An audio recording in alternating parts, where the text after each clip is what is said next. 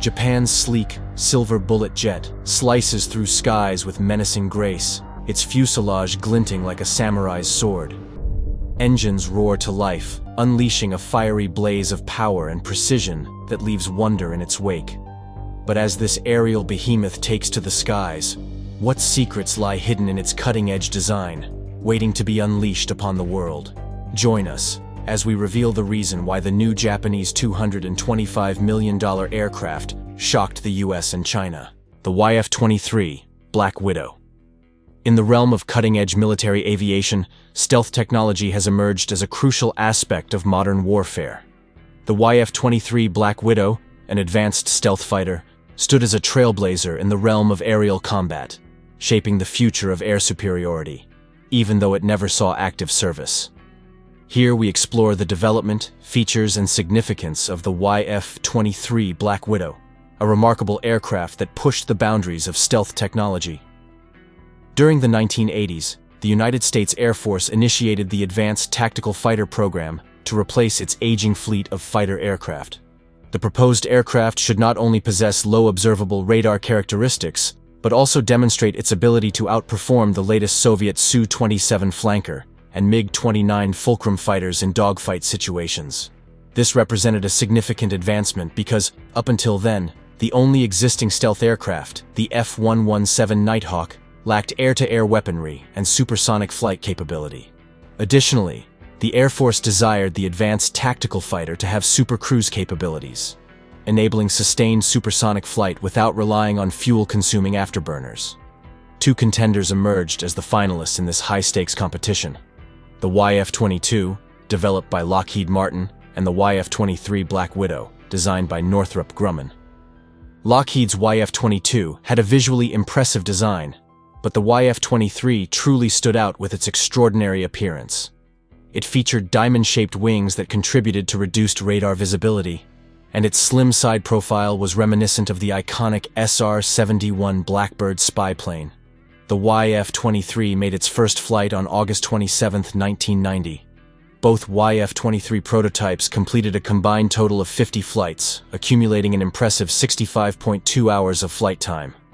The tests confirmed that the YF-23 achieved the performance values predicted by Northrop, showcasing superior stealth capabilities and speed.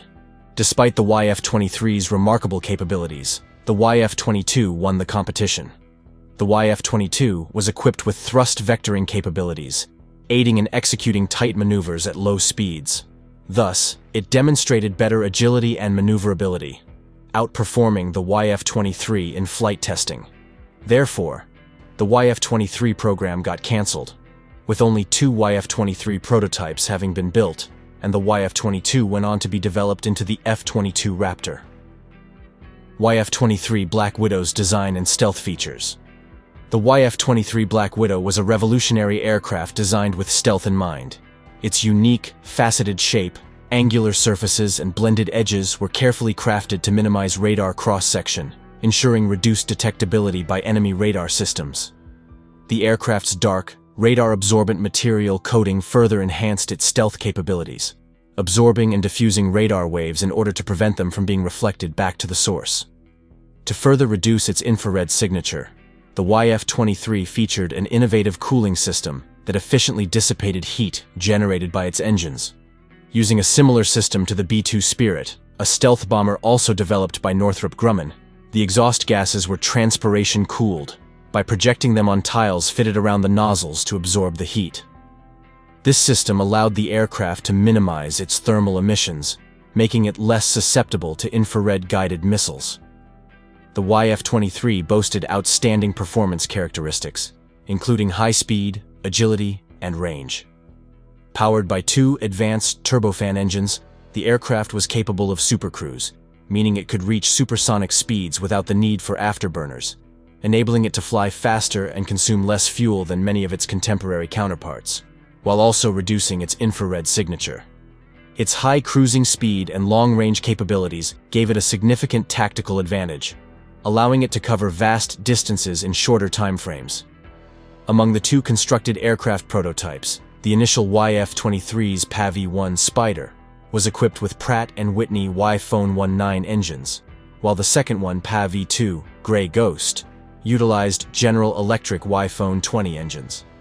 The prototypes were designed with two turbofan engines, each housed in a distinct engine nacelle featuring S-ducts.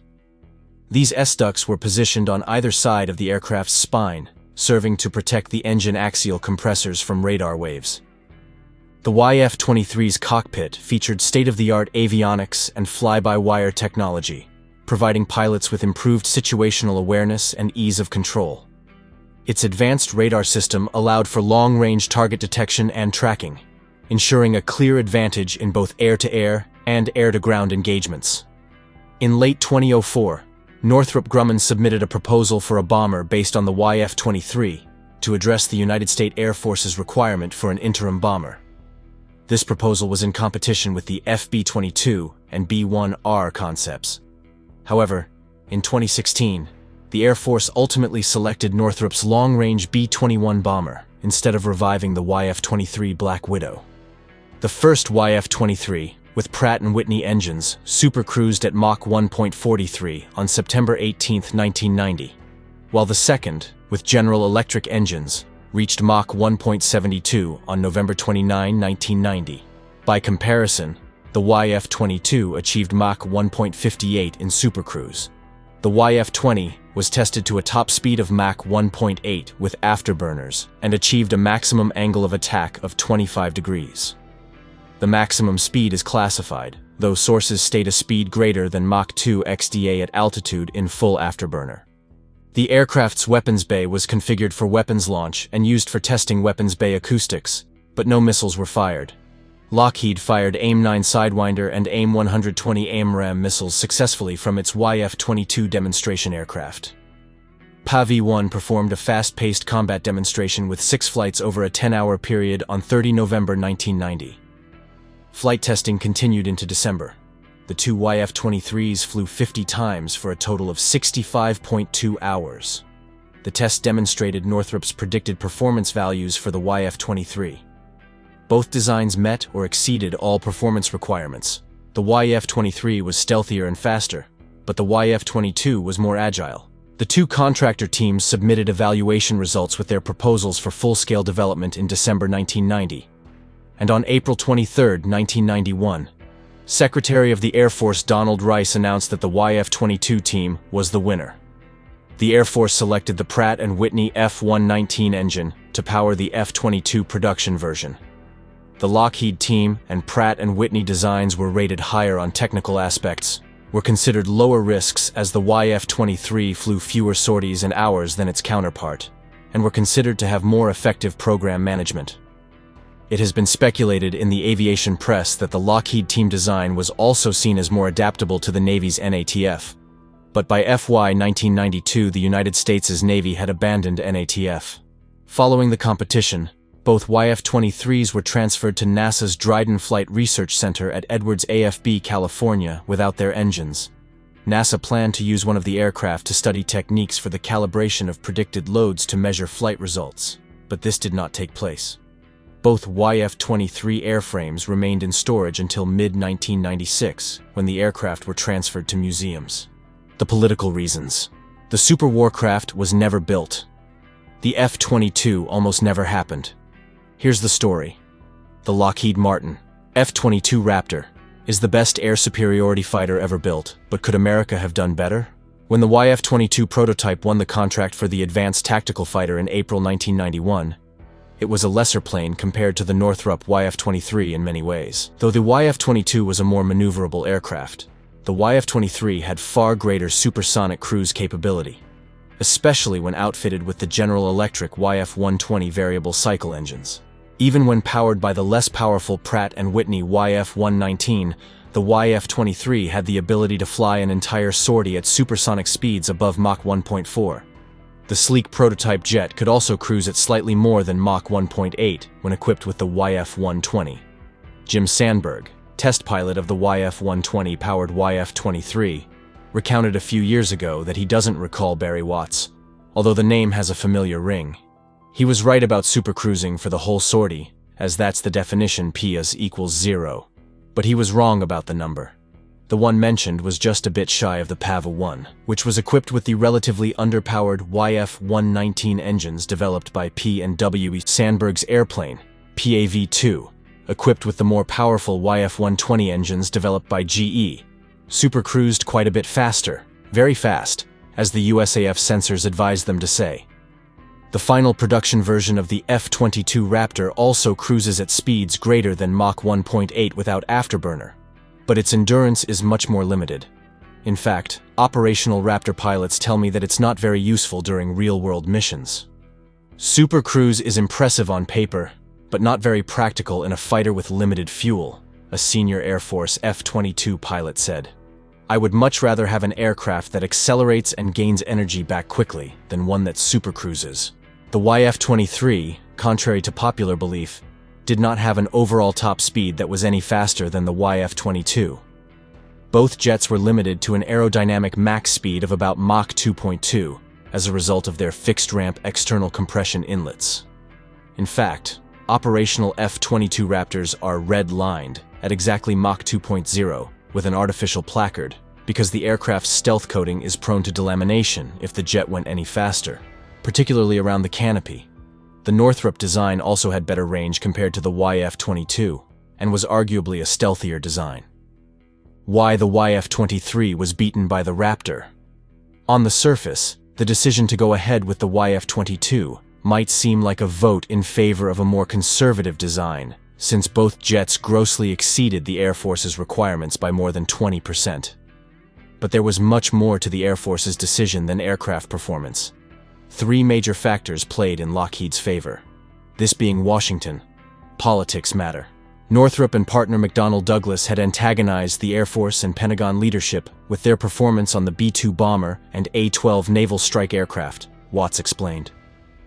The second factor was the United States Navy. Even though the service had dropped out of the Air Tactical Fighter program, the United States Navy still had a vote on which aircraft would be selected. The Navy's choice was the naval variant of the YF-22 design, which looked like a bizarre hybrid of a Raptor and F-14 Tomcat with variable geometry wings. The team, working hard on every detail of the Naval Advanced Tactical Fighter design in late 1989 and early 1990, produced a very stealthy swing-wing fighter that could supercruise. It was very suitable for carrier operations, according to Sherm Mullen, the Lockheed Skunk Works lead for the Air Tactical Fighter program. The Navy still got a vote in the Air Tactical Fighter competition, and, as it was later found out, it cast it for our F-22 team. The Navy was not fond of the naval derivative of the YF-23, which had a canard configuration the service found less than appealing. In fact, because the Navy's reaction was so favorable, Lockheed later pitched a modified version of its NATF proposal for the ill-fated AFX project that the Navy was ultimately forced to cancel in favor of the Joint Strike Fighter program. Some Navy officials are bitter about that fact to this day. The third major factor was that while Northrop adhered strictly to the requirements, Lockheed had the foresight to engage Tactical Air Command and its successor, Air Combat Command, on what the Air Force actually wanted. While theoretically, the YF-23's combination of sheer speed, altitude, and stealth should have carried the day, Air Combat Command operators had not fully brought into the fact that stealth would actually work. Instead, Air Combat Command operators wanted to be sure that the Air Tactical Fighter was maneuverable enough to defeat any comer in a visual-range dogfight, and moreover, those pilots wanted a jet that would have grossly superior agility at all speeds, altitudes, and angles of attack. Lockheed more than delivered on the Air Force's desire for an extremely agile fighter with the thrust-vectoring Raptor. Watts described the YF-22 as a super F-15, which was exactly what the operational Air Force wanted. Once the YF-22 was officially selected for the Air Tactical Fighter program, it was designated the F-22 Raptor. Pratt & Whitney won the engine contest with its F-119, which, while not as powerful, was far more reliable than General Electric's novel, variable cycle YF-120. Ultimately, Lockheed Martin did deliver a world-beating air superiority fighter that offers performance that is unmatched by anything else in the sky. However, one can still wonder, what would an operational F-23 have looked like? The FB-23 medium bomber, the F-23's carbon copy. In an intriguing turn of events, Northrop Grumman and McDonnell Douglas embarked on a clandestine research venture in 2001, seeking to transform the cutting-edge F-23 airframe into a formidable bomber platform. This top-secret endeavor aimed to harness the successful F-23's design and capabilities, exploiting its potential to create a next-generation bomber. By building upon an existing airframe, development time and costs would be significantly reduced. The concept, revealed in 2002, envisioned a supersonic, stealth bomber with a two-seat cockpit, capable of penetrating deep into hostile territory. With its impressive range, payload capacity, and advanced avionics, the FB-23 would have been a game-changer in military operations. However, the project was relegated to the history books, a victim of the YF-23 program's cancellation in favor of the Lockheed Martin F-22 Raptor. Yet, the FB-23's legacy endures, a captivating reminder of the era's innovative spirit and design prowess. The story of Japan's Air Self-Defense Force. The Japan Air Self-Defense Force, JASDF, also referred to as the Japanese Air Force, is the air and space branch of the Japan Self-Defense Forces, responsible for the defense of Japanese airspace, other air and space operations, cyber warfare, and electronic warfare. The JASDF carries out combat air patrols around Japan, while also maintaining a network of ground and air early warning radar systems. The branch also has an aerobatic team known as Blue Impulse, and has provided air transport in UN peacekeeping missions. The JASDF had an estimated 49,913 personnel as of 2018, and as of 2023 operates about 712 aircraft, approximately 321 of them being fighter aircraft. The service will be renamed in 2027 to the Japan Air and Space Self-Defense Force, in recognition of the increasing importance of the space domain. Japan did not have a separate air force before and during World War II. Aviation operations were carried out by the Imperial Japanese Army Air Service and the Imperial Japanese Navy Air Service. Following defeat in World War II, the Imperial Japanese Army and Navy, including their respective air services, were disbanded in 1945. Under the supervision of the United States occupation authorities, a pacifist Japanese government was appointed in place of the militaristic governments that administered the Empire of Japan during the war. The new government drafted a post-war constitution. While the primary intent of this endeavor was to place the country's political structure on a firmly democratic footing, the constitution, endorsed by the United States and ratified by the Diet of Japan in 1947, also contained Article 9, which strictly prohibited Japan from having a regular military. The United States occupation formally ended in 1952, although a large American garrison remained in Japan to defend the country. The victory of the Chinese Communist Party in the Chinese Civil War and the onset of the Korean War led the Americans to reconsider what role the Japanese could be expected to play in, at the very least, defending their own home islands against growing Chinese, Soviet, and North Korean power in the region. Under United States guidance, on July 1, 1954, the National Security Board was reorganized as the Defense Agency, and the National Security Force was reorganized afterwards as the Japan Ground Self-Defense Force. The Coastal Safety Force was reorganized as the Japan Maritime Self-Defense Force, and the Japan Air Self-Defense Force was established as a new branch of JSDF. General Keizo Hayashi was appointed as the first chairman of the Joint Staff Council, professional head of the three branches. The enabling legislation for this was the 1954 Self-Defense Forces Act. The Far East Air Force, United States Air Force, announced on January 6, 1955, that 85 aircraft would be turned over to the fledgling Japanese Air Force on about January 15th, the first equipment of the new force. The JASDF Air Defense Command, Japan headquarters, was relocated from Fuchu Air Base to Yokota Air Base on March 26, 2012. The relocation is due to the 2002 Defense Policy Review Initiative. The purpose is to strengthen the United States and Japan security alliance. The ADC headquarters does command and control operations to defend Japanese airspace. Until 2015, women were banned from becoming fighter jet and reconnaissance aircraft pilots. The first female pilot of an F-15 joined the ranks, along with 3 other female pilots currently in training, in 2018. Since 2008, the the number of scrambles to intercept Chinese aircraft has increased rapidly. The Japanese aircraft. In 2010, there were scrambles against 31 Chinese aircraft and 193 Russian aircraft. In 2018, scrambles increased to 638 Chinese aircraft and 343 Russian aircraft. Chinese aircraft flight paths are mostly in the East China Sea, around the Ryukyu Islands, and through the Korea Strait. Russia frequently conducts flights orbiting Japan with military aircraft. The Ministry of Defense reported in fiscal 18 that there were 999 scrambles by JASDF jets against mainly Chinese and Russian unidentified aircraft. That is the second highest number of scrambles by the JSDF since 1958. 638, 64% were Chinese aircraft and 343. 34% were Russian aircraft.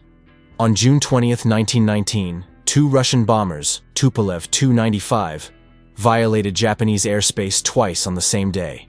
The Diet of Japan approved the modification of the ships of the Izumo class to operate Stovall aircraft, and in 1919 ordered 42 Stovall Lockheed Martin F-35 Lightning IIs. The U.S. Marines will operate their own Stovall F-35s from the Izumo class in cooperation with the ship's crew to build up a Japanese capability to operate this type. The current plan is for the Japan Air Self-Defense Force to operate the Stovall F-35B from land bases once delivered.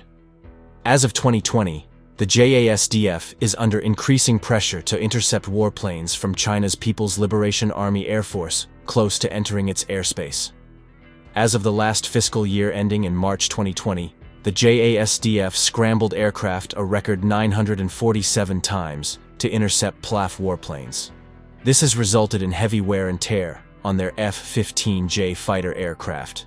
Due to this, as of 2021, the JASDF intercepts fewer PLAF warplane approaches and has deployed F-35 fighter jets to supplement the F-15J fighter jets in this role.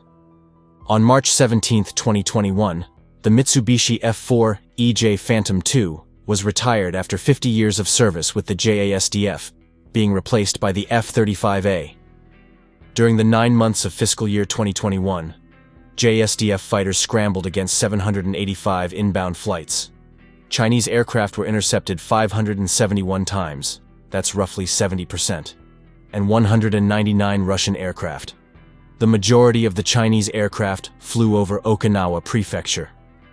On October 23, 2023, the JASDF conducted its first ever trilateral exercise with the South Korean and United States Air Forces near the Korean Peninsula.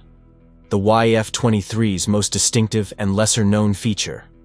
The loser to Lockheed's YF-22 for the Advanced Tactical Fighter Competition, Northrop's YF-23, has turned into a mythical beast of sorts within military aviation circles.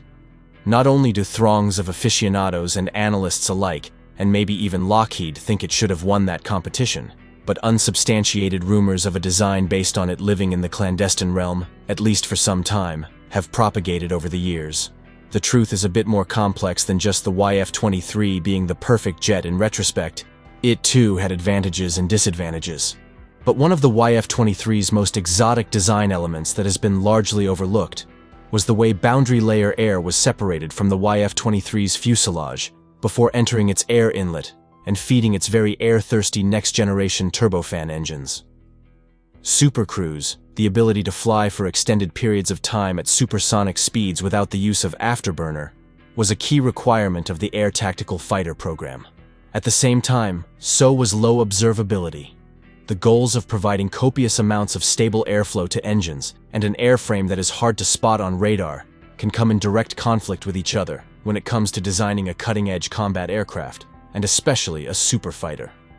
Elaborate splitter plates and the designing of offsets that separate an air intake structure from the aircraft's fuselage had been the norm for supersonic fighters prior to the Air Tactical Fighter Competition. But those concepts were not very conducive to stealth. Even a small gap between the intake and the fuselage can result in a radar cross-section increase where it matters most, from the aircraft's forward hemisphere. Even the production F-22 design didn't do away entirely with this feature, but Northrop's YF-23 design did. The issue has to do with boundary layer air that spreads around the aircraft's fuselage as it flies. Boundary layer air can propagate at a different velocity and flow direction compared to the air that is offset from the aircraft's surface and is freely gobbled up by the aircraft's intakes. Mixing the two is far from ideal and can lead to large drops in engine efficiency, thrust instability, or worse. During certain regimes of flight, boundary layer air can become highly turbulent, largely impacting the engine's performance or even suffocating it. The idea is to provide uniform airflow through the entire intake opening. At supersonic speeds, these issues are compounded. Other restrictions on stealth aircraft design, including the lack of variable geometry inlets, large bleed air doors, vents, and maneuvering ramps and cones, used to slow down the air being ingested by the aircraft's engines at supersonic speeds, makes providing huge volumes of stable air to high-power engines even more problematic. S-shaped air ducts not only hide highly reflective engine faces from radar waves, but they also slow down the air enough during supersonic flight so that the engine can suck it down without shock waves disturbing its operation. But this doesn't solve the boundary layer issue. Separate intake structures. Of the YF-23, so instead of creating separate intake structures with splitter gaps underneath the YF-23, Northrop installed gauzing panels atop and ahead of where the fuselage meets the leading edge of the air intake. These panels had small holes drilled all over them and would suck up the boundary layer air, sticking to the fuselage before it entered the air intake. This air was then vented out of a flush aperture and a pair of small doors on the YF-23's upper surface. In effect, it acted like an invisible splitter plate of sorts, but instead of separating the air, it removed it. The system was called the Boundary Layer Control System and worked automatically. As a result, the YF-23's engine inlet design was incredibly simple. It didn't hang below the fuselage as a discrete structure. Instead, its trapezoidal shape simply terminated into the lower fuselage itself. In this sense, it was very much a part of the fuselage. And considering there aren't really any known major complaints about the F-119 and F-120 engines' overall stability during YF-23 high-speed testing, this concept seemed to have worked well. The system may have even helped the YF-23 best the YF-22 in supercruise performance as well. Having holes drilled into splitter plates wasn't new. It had been done many times in the past to remove the boundary air that began to manifest itself on the plate itself before entering the engine. For instance, the Eurofighter EF-2000 has this feature on its upper splitter plate that is easy to spot. The Super Hornet also uses it on the inside of its intakes. Older aircraft, like the F-4, also use perforations on their splitter plates to remove air clinging to the intake's surface.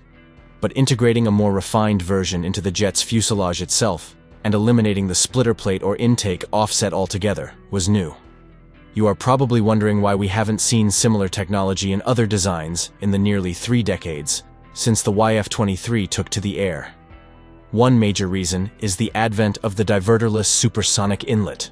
This concept uses a forward-swept intake design and a large hump-like structure blended with the fuselage of the aircraft to keep boundary layer air away from the inlet and to slow supersonic air entering the inlet to supersonic speeds.